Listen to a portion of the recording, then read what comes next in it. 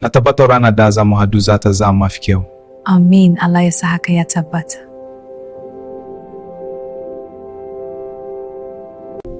Fatan zuciya da addu'a suna kara karfi ga soyayya.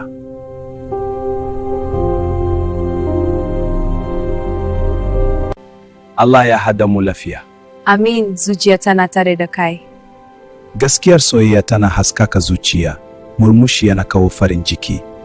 Kalma guda ko murmushi na ya janza ranar wani.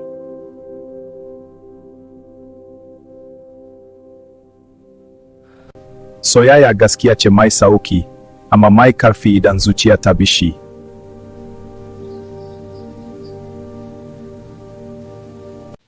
Muna farin ciki da haduwar ku yau.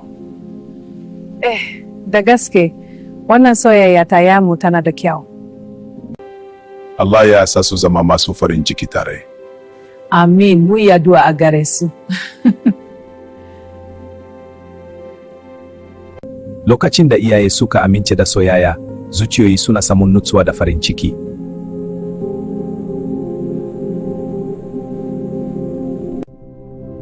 Mun gode, ku yi mana like da subscribe, ku raba wannan labari.